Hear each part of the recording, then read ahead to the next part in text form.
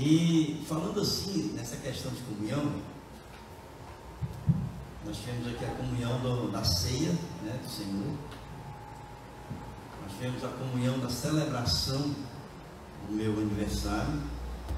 E o capítulo 14 de Romanos, que a gente começou a refletir no domingo passado, fala exatamente dessa relação que nós devemos ter uns para com os outros.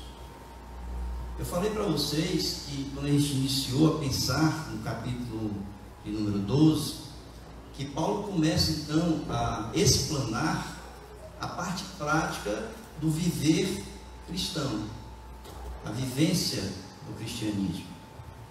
E no capítulo 14 ele foca muito essa questão da relação de um com o outro.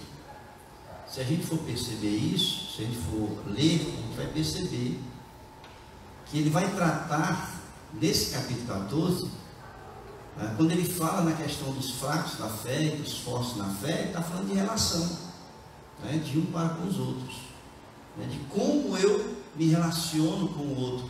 Na verdade como eu tenho cuidado pelo outro, qual o meu cuidado que eu tenho pelo outro.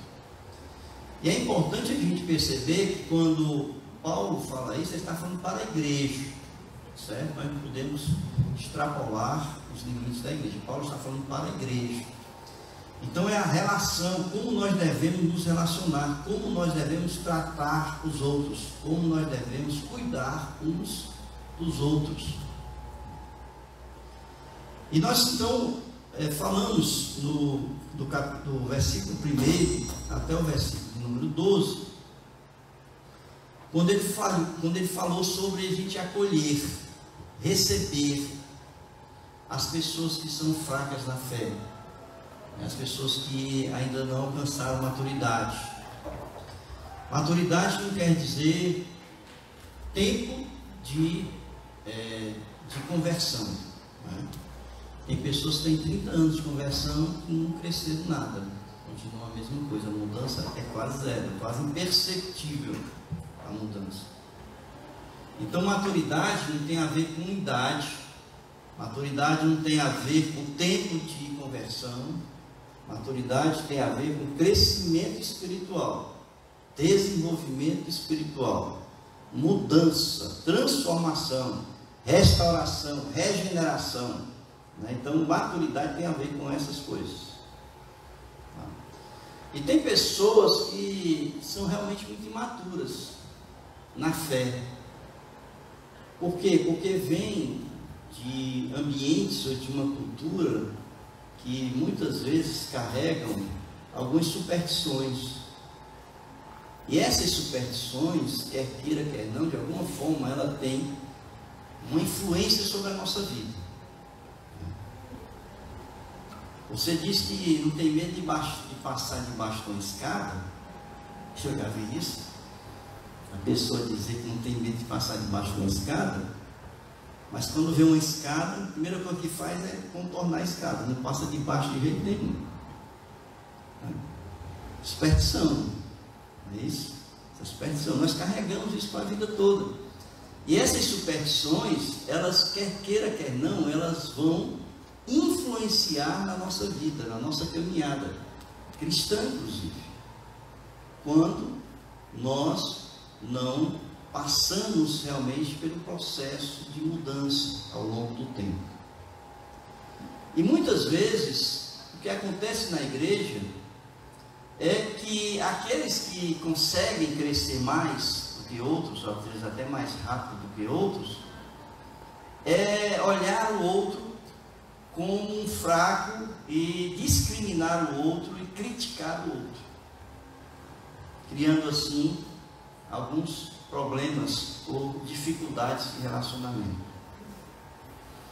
Eu já vi dentro de igreja pessoas que deixaram de convidar outras para participar de ministérios porque consideravam que a pessoa era ainda muito imatura, né? Imatura. O juízo que a pessoa fez sobre o outro é que a outra era imatura. E é exatamente isso que Paulo está falando aqui. É quando a gente começa então a fazer um juízo sobre o outro. O João aqui levou ao pé da letra que eu falei. Se pai, tu quer que eu fale pouco, bota um cabo bem curtinho, olha aqui, ó. Tu quer que eu fale muito, bota um cabo longo, porque eu vou passear bastante aqui nesse negócio.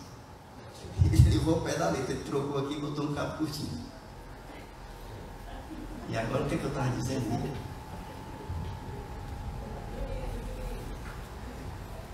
Então, a pessoa que faz, né, o que Paulo está falando aqui é exatamente isso, certo?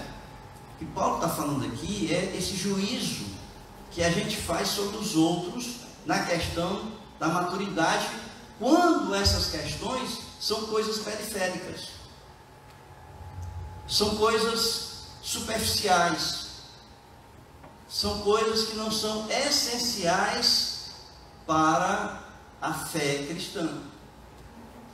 E é interessante, irmãos, depois a gente vai ler o texto, que hoje eu não vou falar muito não, pretendo, né?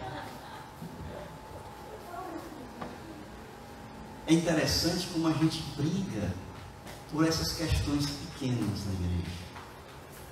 Vocês já prestaram atenção nisso? Como a gente briga por essas questões pequenas na igreja? Não é? Ah, é porque fulano tem um cabelo grande. Já pensou se eu fosse criticar o Levi, esse cabelo lindo que ele tem ali? Não é? Ainda bem que a nossa igreja, Levi, não tem esse negócio. Pode usar à vontade o seu cabelo aí. Eu só não queria que você deixasse de enxergar, porque às vezes eu vejo esse negócio aqui na frente dos teus olhos e eu fico perguntando como é que eu enxergo, meu? Mas deve ter uns espaçozinhos aí para o olho passar, não tem?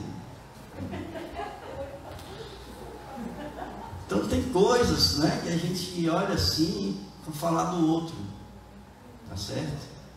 Às vezes, né, coisas tão pequenas, né?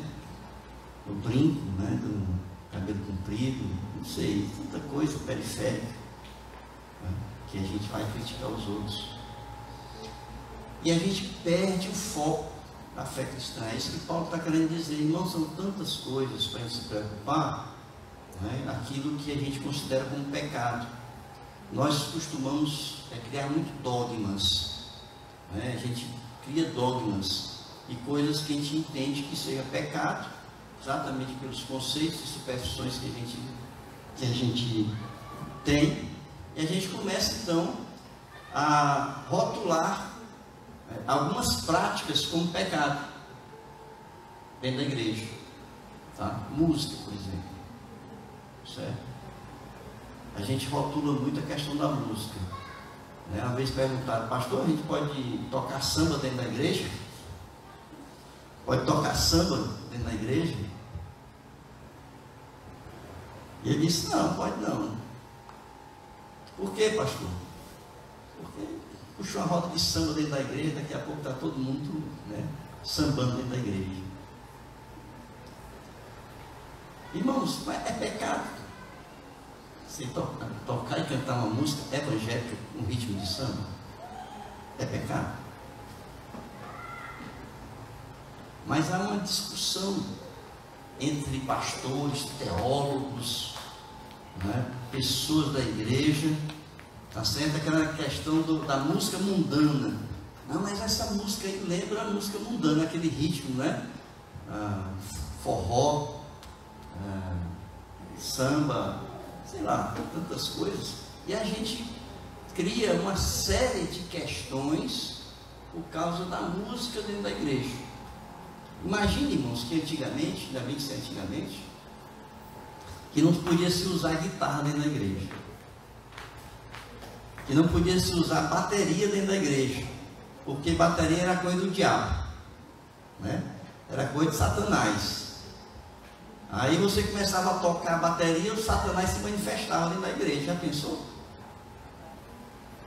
Irmãos, são coisas pequenas, né, para a gente. E isso causa o que dentro da igreja? Divisão.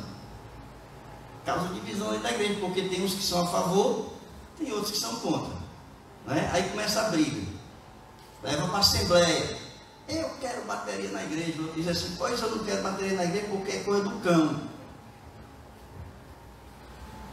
Irmão, eu me lembro, eu estava na primeira igreja.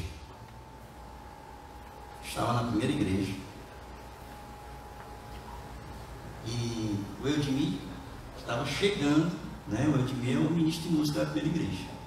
Ele estava chegando, né? Porque eu estava lá. Foi pouco antes de eu começar meu ministério, eu acho. E ele então, quando ele foi tocar, acho que foi, não sei se foi a primeira ou a segunda vez que ele foi conduzir o louvor da igreja, aí ele largou o violão e ficou assim, ó. Ele ia bater palma. Aí a igreja começou a bater palma. Aí uma irmãzinha, já de certa idade, até faleceu, está na glória, era de diaconisa da igreja, levantou-se. Lá onde ela estava sentada, foi lá onde o Eudemir estava e mandou ele parar imediatamente com as palmas da igreja. Bater palma é pecado, irmãos?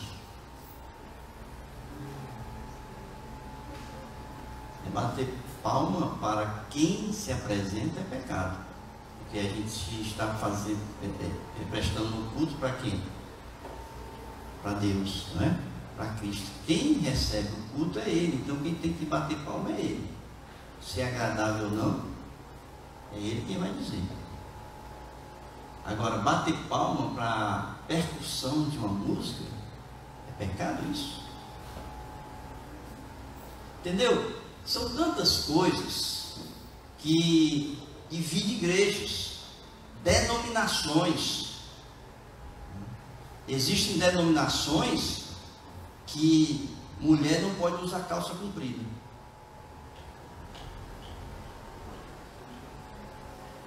Por quê? Porque calça comprida é coisa de homem.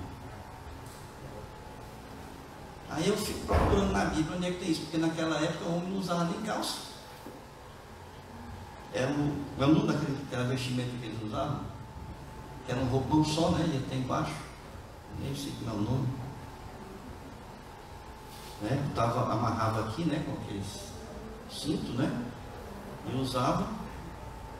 O homem não usava nem calça. Cabelo comprido é coisa de mulher. Acho que naquela época Jesus, o cabelo dele nem aqui no ombro. Usar barba é coisa de maconheiro. Então eu estou lascado, porque eu gosto de uma barba. De vez em quando eu deixo crescer ali.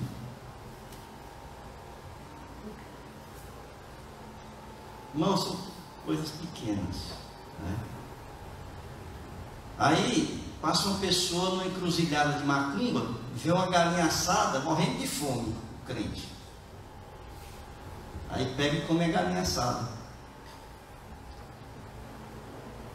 É pecado isso, irmão? Hein? Se ele não estiver escandalizando ninguém, Paulo vai dizer isso aqui.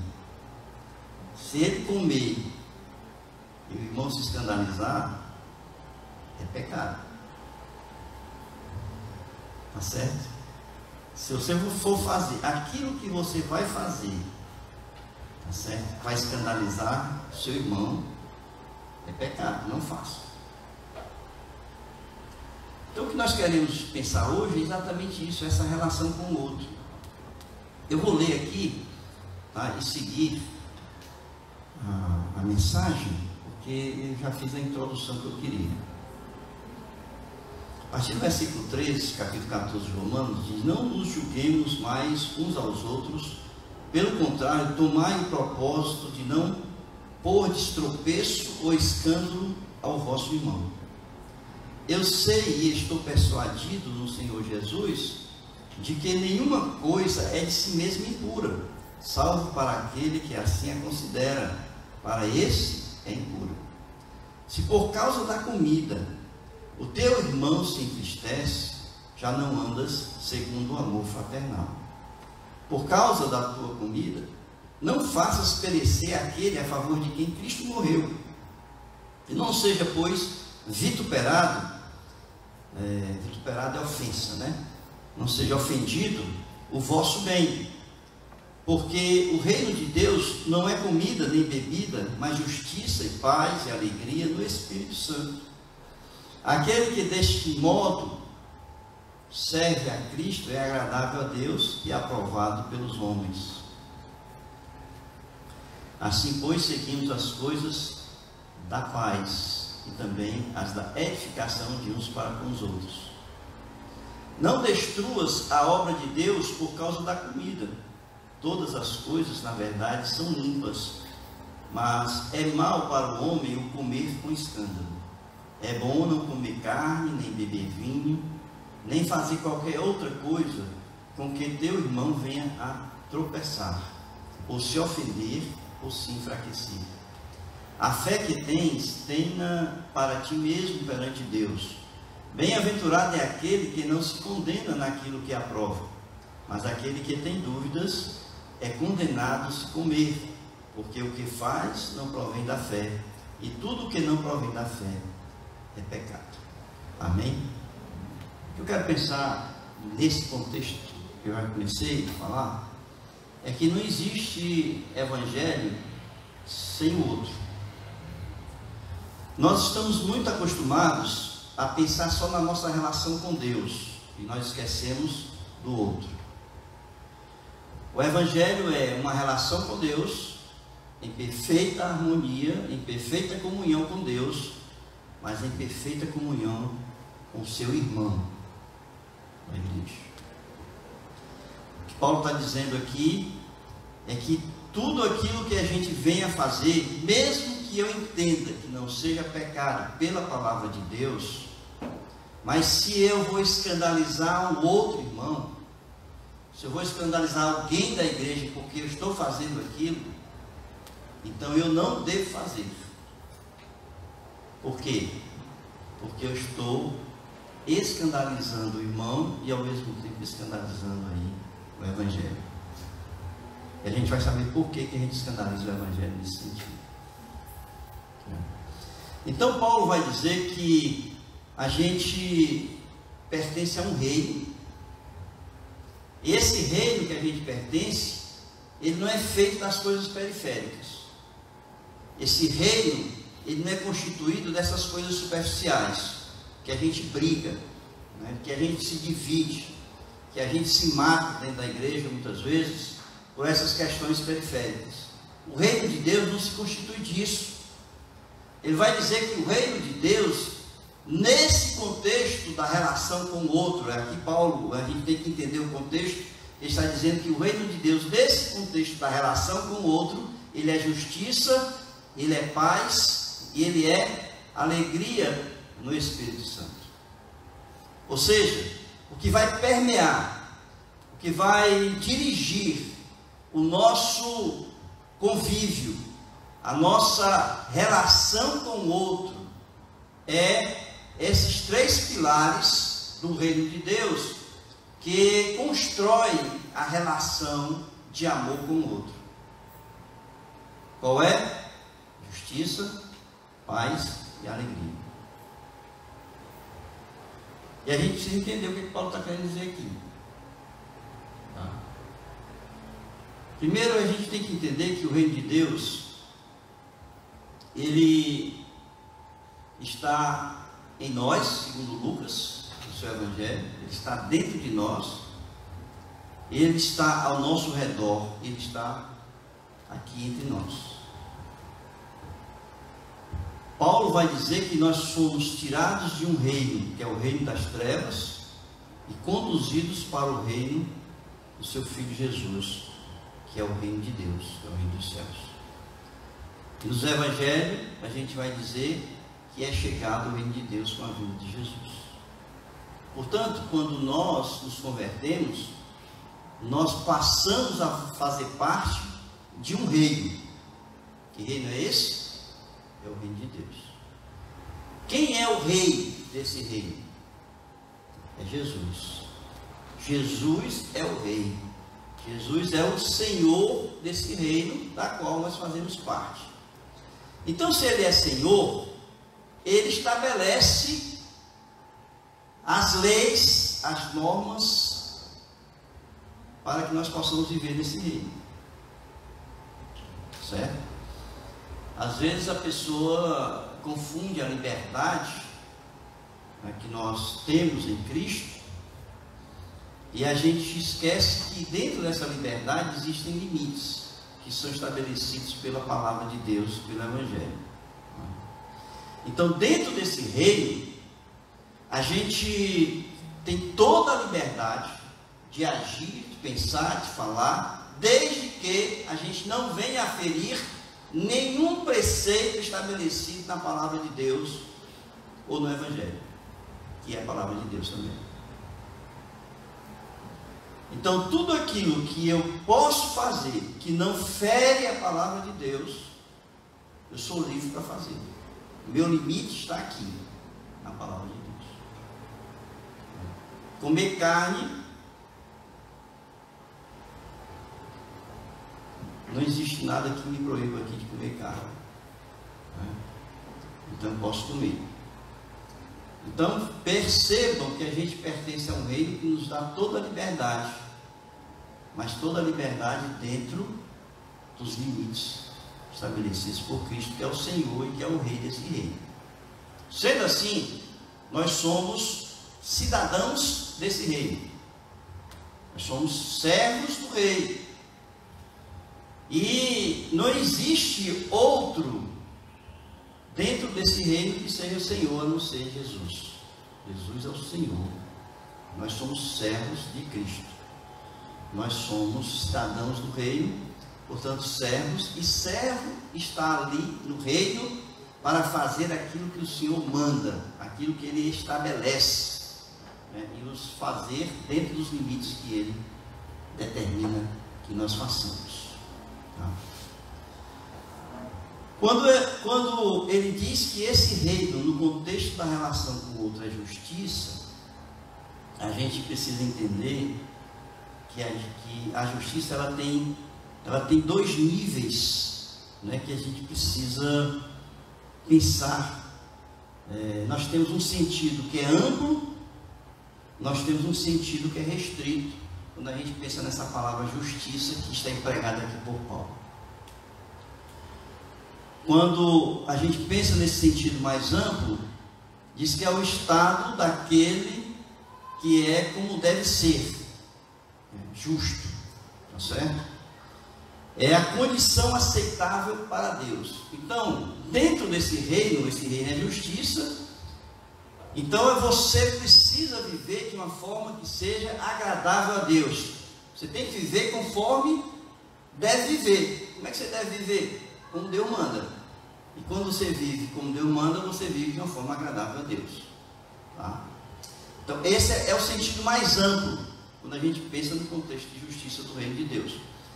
Mas Paulo está empregando aqui no sentido mais restrito. Apesar de você viver para agradar a Deus, Paulo fala aqui nesse sentido mais restrito, que é a justiça em virtude que dá a cada um que lhe é devido.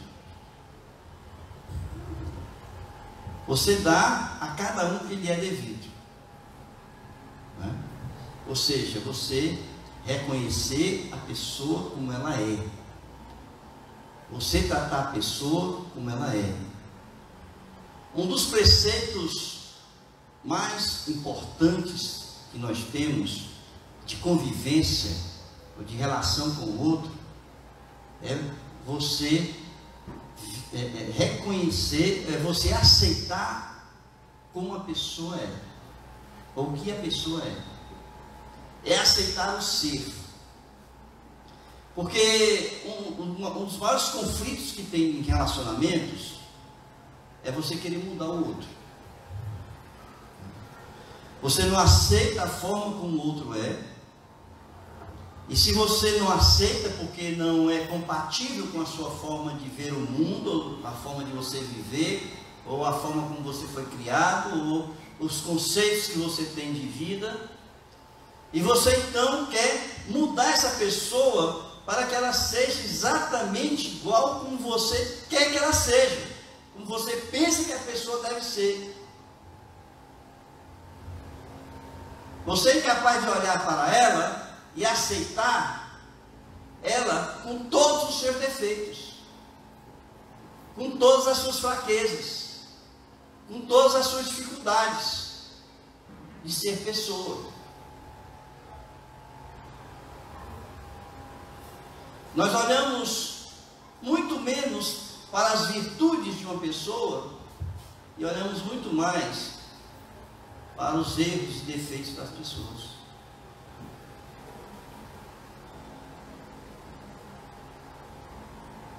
É muito comum você conversar com uma pessoa, conversar com alguém, e quando você, naquele momento ali, surge o nome de alguém, né? A primeira coisa que você identifica são os principais defeitos daquela pessoa, porque são aquelas coisas que mais nos atingem, mais nos agride.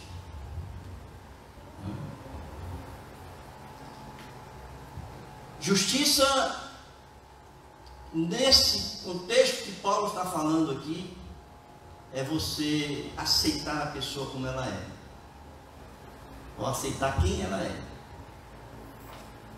É acolhê-la, como diz Paulo aqui, que nós devemos acolher os fracos, porque são fracos, e os fortes, porque são fortes, e não querer mudar conforme eu queira que ele mude. Esses são os primeiros preceitos de uma boa convivência com qualquer pessoa. Vocês podem ver, irmãos, você quer ter conflito dentro de casa? Você quer ter conflito dentro de casa? Tenta mudar qualquer pessoa da sua casa. Querer impor a sua forma de ser, a sua forma de pensar, né, o seu querer, não é isso? Os seus gostos, a sua visão de mundo, tá certo? Aí você vai ver o que é conflito dentro de casa. Agora imagine na igreja, dentro de uma casa que é deste tamanho, não é? Com poucas pessoas. Agora imagine na igreja. Então, justiça nesse sentido aí, que Paulo está querendo ensinar para nós, é esse sentido mais restrito, que é o sentido dos relacionamentos. É você dar a cada um que lhe é devido, ou cada um conforme ele é, ou seja, se relacionar aceitando as pessoas como elas são. Tem pessoas que são medrosas demais, e a gente critica, medroso, né? Tem pessoas que são rabugentas demais, não aguenta essa pessoa, reclama, pelo amor de Deus, né? Tem pessoas que são iracundas, qualquer coisa se irrita, né? Pelo amor de Deus. E a gente não suporta, né, esse tipo de comportamento de determinadas pessoas. A gente se irrita também. A gente exclui do nosso relacionamento. A gente isola, discrimina. Não, isso aí é confuseiro. Nós temos até um caso assim. Essa pessoa é confuseira. Rapaz, tu traz não ter problema. É dor de cabeça. A pessoa é discriminada dos relacionamentos. Então isso, para Paulo, dentro do reino de Deus, isso é injustiça. É injustiça. O que nós devemos fazer então? O segundo preceito que eu entendo que está aqui na palavra, de relacionamento, que você deve aceitar o outro, mas essa pessoa vai ver o resto da vida assim, na igreja. A gente sabe que o Evangelho tem poder. Paulo vai dizer que o Evangelho é o poder de Deus para a salvação de todo aquele que crê. Mas ele tem poder de transformar também a pessoa, de mudar, né? de restaurar, de regenerar, através da ação do Espírito Santo. Então, o que a gente deve fazer com essas pessoas, o segundo preceito sapoético, está aqui no capítulo 14, no versículo de número 19. Que ele diz: assim, pois, seguimos as coisas da paz e também as da edificação de uns para com os outros. De uns para com os outros. Ou seja, nós precisamos acolher essas pessoas, viver em paz com elas. Nós vamos depois tratar um pouco mais sobre isso. Mas nós devemos trabalhar o crescimento espiritual nessa pessoa. Nós devemos edificar a vida dessa pessoa. E quando a gente pensa em edificar, a responsabilidade é mútua. Existe uma interresponsabilidade. Todos nós somos responsáveis pelo crescimento de todos, independente, até do seu pastor. Porque o pastor é ovelha também. Eu sou responsável pelo crescimento espiritual de todos vocês, mas vocês são responsáveis pelo meu crescimento espiritual. Vocês são responsáveis pelo crescimento espiritual de cada um individualmente. Deus nos coloca, Cristo nos coloca essa responsabilidade nos ombros de uns para com os outros. Todos aqueles que fazem parte da membresia de uma igreja, que são membros da igreja, que se congregam na igreja, que convivem conosco, que estão todos os dias, toda semana, todo mês, todo ano aqui conosco, convivendo conosco, nós temos uma responsabilidade com cada um.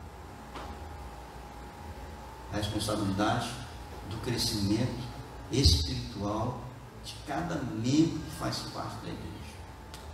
Essas pessoas que chegam feridas, essas pessoas que chegam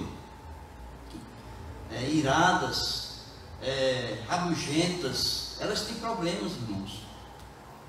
São pessoas que têm problemas na sua alma. São pessoas que precisam ser tratadas, que precisam ser cuidadas. É nesse aspecto que o amor de Deus, ele é visível nas pessoas, quando a gente trata essas pessoas com amor. É nesse momento da aceitação, do acolhimento, do trato, do cuidado, da responsabilidade que nós temos com cada um, é que o amor de Deus que está em nós, ele toma uma forma, toma um vulto grandioso na mudança e na transformação de vida de cada um que faz parte do corpo de Cristo. Então, a segunda coisa que nós precisamos entender no relacionamento da igreja, dentro do reino de Deus, no contexto da justiça, é que todos precisam crescer, e todos precisam crescer igualmente.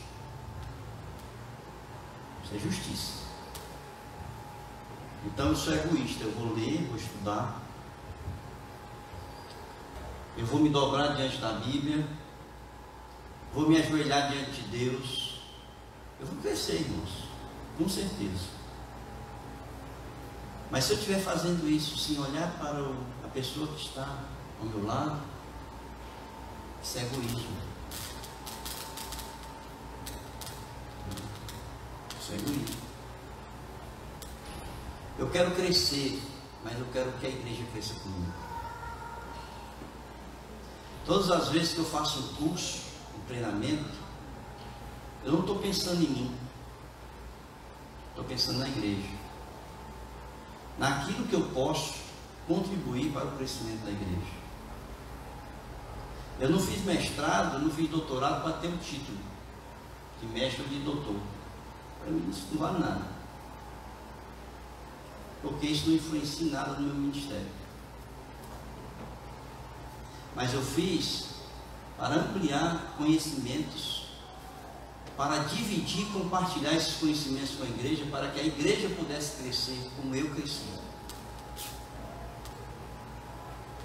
Isso é responsabilidade mútua.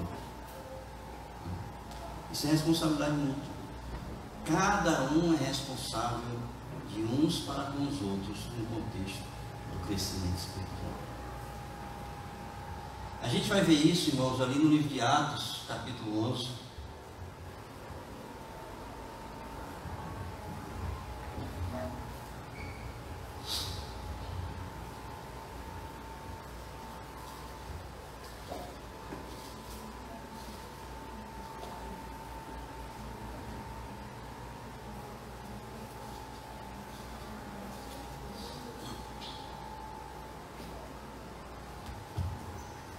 A igreja de Antioquia estava crescendo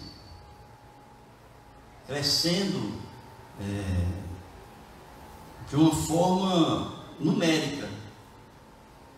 As pessoas estavam conhecendo a Cristo, conhecendo o Evangelho, estavam se convertendo, mas elas estavam apenas tendo um crescimento numérico.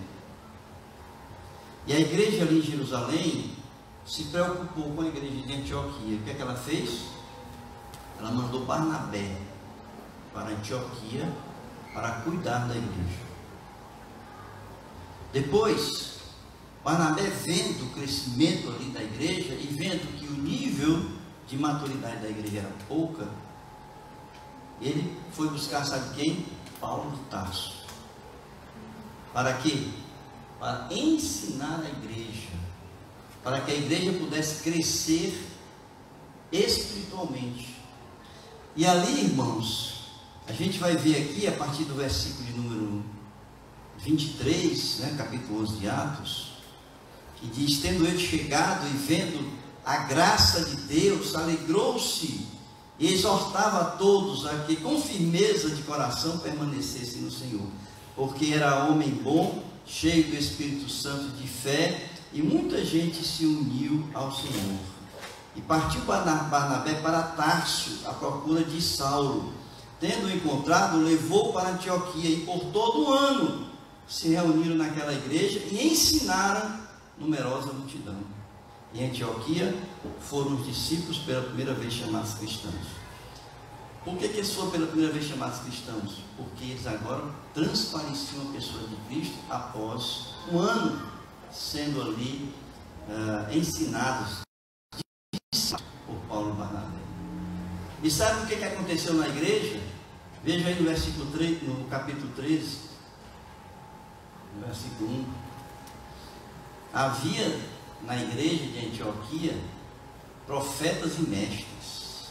E aí ele cita a relação dos nomes. Mestres, uma igreja nova, uma igreja que estava nascendo, uma igreja de pessoas que estavam se convertendo. E aí Paulo e Barnabé começaram a ensinar, a discipular essas pessoas, até que essas pessoas chegaram ao ponto de ter entre elas mestres que pudessem continuar a obra ali de crescimento e maturidade da igreja. Então, a segunda coisa, irmãos, é a gente se preocupar com a maturidade cristã dos outros, essa interface que nós precisamos ter de relacionamentos de uns para com os outros, e assim ajudar cada um no seu crescimento.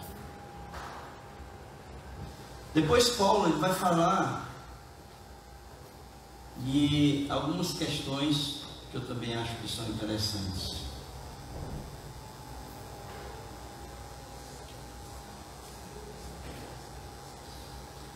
Ele vai dizer que a gente não deve colocar em xeque a obra de Deus por causa de coisas periféricas.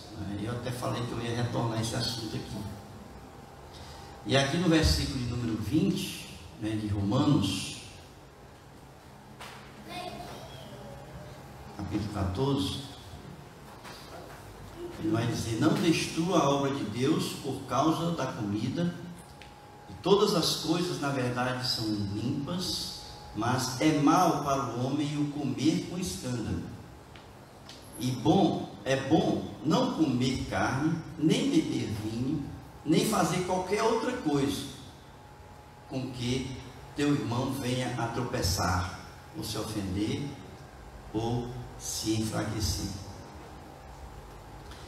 Apesar de Cristo já ter dito que tudo é puro, tudo é limpo, Paulo diz o seguinte: nessa questão existe um limite, que é o outro. Isso eu já falei aqui.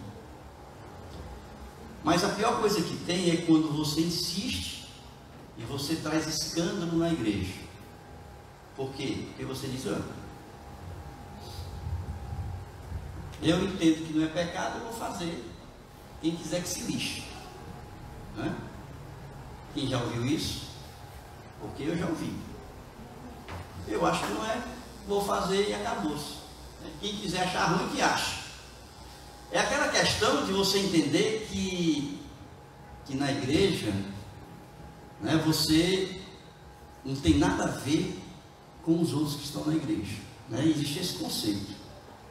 E o que Paulo está querendo dizer é que tudo aquilo que você faz tem a ver com todo mundo que faz parte da igreja. Qualquer ato, qualquer atitude, qualquer coisa que você venha fazer, você mexe com toda a igreja. Se isto de alguma forma escandaliza a igreja, ou se isso é pecado no contexto da palavra de Deus. Pecado não é meu, o que é que os outros têm a ver? Não é? Isso aí é o conceito que o diabo, né, gosta de ouvir. Porque quando você mexe com um, você mexe com toda a igreja. Quando você faz uma coisa, você faz para prejudicar toda a igreja, não é só você. Quando alguém se escandaliza, esse escândalo, ele extrapola os limites da igreja. E as pessoas, em vez de nós estarmos fazendo juízo do pecado dos outros que não fazem parte da igreja, os outros é quem fazem juízo de nós, da igreja. Nós estamos fazendo da igreja objeto de escândalo, colocando na boca do povo, do pecador, o nome de Deus e o nome de Cristo, pelos escândalos que acontecem na igreja. Então vejam, em 2 Timóteo capítulo 2, versículo 14, diz assim: quando Paulo está escrevendo ali a Timóteo, ele diz: recomenda estas coisas, dá testemunho solene a todos perante Deus, para que evitem contendas de palavras, que para nada aproveitam, exceto para a subversão dos ouvintes. Aí tem pessoas que brigam na igreja, todo mundo sabe que houve briga na igreja, escândalo na igreja. Tem pessoas da igreja que levam a igreja à justiça. A nossa mesmo foi levada à justiça aqui, né, por causa de uma pessoa que era funcionário aqui da igreja. Tem pessoas que não têm, irmãos, nem o senso. Não tem senso. E o que Paulo está querendo dizer aqui é que quando a gente faz isso, a gente coloca em xeque a obra de Deus. Nós estamos colocando em xeque a obra de Deus. Né? É por isso que ele diz: não destrua a obra de Deus por causa de comida. Todas as coisas em verdade são limpas, mas é mal para o homem o comer com escândalo. Por isso é que a gente não deve fazer aquilo que traz escândalo para os outros, porque traz escândalo para a igreja e traz para o mundo. Aí Paulo é mais objetivo quando ele diz assim: não coma carne. Aí diz assim, a Bíblia não fala que a gente não deve beber. Paulo diz assim: não beba. Está escrito aí, versículo 21. Não coma carne, não beba, não faça isso, porque isso escandaliza aquele que é mais fraco na fé. Né? E se você escandaliza, se você traz conflitos, se você traz brigas, se traz confusão, se traz dissensão, o mundo, né, vai julgar a igreja nesse sentido. Certo, irmãos? Então é isso, tá? Que eu queria que nós pensássemos um pouco sobre o que Paulo está querendo dizer aqui. É que não existe somente relação com Deus, mas a nossa relação é com Deus, com o outro. Você não pode dizer que está bem com Deus estando ruim com o outro. Você não pode dizer que está em comunhão com Deus se você não está em comunhão com o outro. Porque a relação, Paulo está dizendo aqui, não existe evangelho se não for eu me relacionando, eu vivendo de uma forma agradável a Deus, e de uma forma que seja aceita. Interessante é que ele diz o seguinte, é que a gente tem que viver de uma forma aceita por Deus e aceita pelos homens, Está aqui no capítulo 14, quer ver? Diz assim: não destruas a obra de Deus por causa de comida, todas as coisas em verdade são limpas, mas é mal para o homem o comer com escândalo. É bom não comer carne, nem beber vinho, nem fazer qualquer outra coisa com que teu irmão venha a tropeçar, ou se ofender, ou enfraquecer. A fé que tens, tenha para ti mesmo perante Deus. Bem-aventurado é aquele que não se condena naquilo que aprova. Ixi, já tem esse negócio aqui. Está aqui. Versículo 18. Porque o reino de Deus não é comida, nem bebida, mas justiça e paz e alegria no Espírito. E aquele que deste modo serve a Cristo é agradável a Deus e aprovado pelos homens. Então a gente tem que viver em comunhão com Deus e em perfeita harmonia com os homens. Ou seja, o que está em jogo aqui é a nossa reputação. Vocês sabem o que é reputação? É aquilo que os homens pensam de nós. Tá? Qual é o conceito que você tem de mim? É a minha reputação em relação a vocês. Tá? E em integridade, ou seja, em comunhão com Deus. Tá? Então não existe evangelho, não existe vida cristã, se você não está bem, se você não vive de forma agradável aos homens. E eu digo agradável em respeitando, sendo honesto, sendo íntegro, moralmente ético, né? E também em perfeita harmonia e comunhão com Deus. Tá? Então o que eu queria que nós pensássemos hoje, nesta noite aqui, é como é que está a nossa vida com os nossos irmãos. Como é que está a nossa vida com a igreja da qual eu faço parte. Como é que eu estou me relacionando com meus irmãos na igreja? Em perfeita paz, em alegria no Espírito. Alegria no Espírito significa ter alegria em estar do lado do outro. É o sentido que Paulo está usando aqui. E paz é não ter dissensão, contenda, essas coisas com os outros. Como é que está a sua vida na igreja?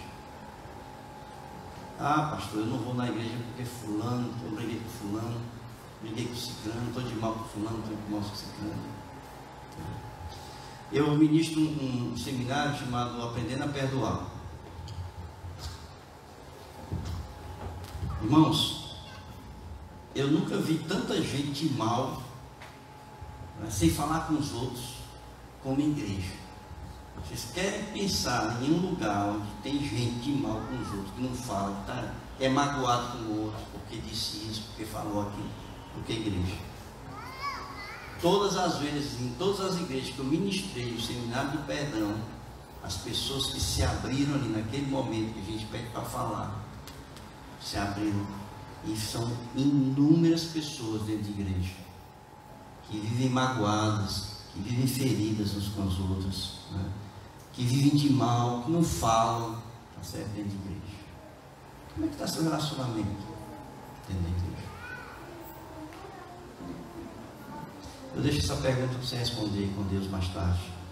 Inclina a tua cabeça lá, no teu travesseiro, fala com Deus, e pergunta se você tem sido aquilo que Deus espera de você, um servo no reino de Deus, agindo em justiça, em paz e em alegria, acolhendo aqueles que são mais fracos, acolhendo as suas imperfeições, ajudando ao crescimento de cada um, para que todos possam crescer de uma forma igualitária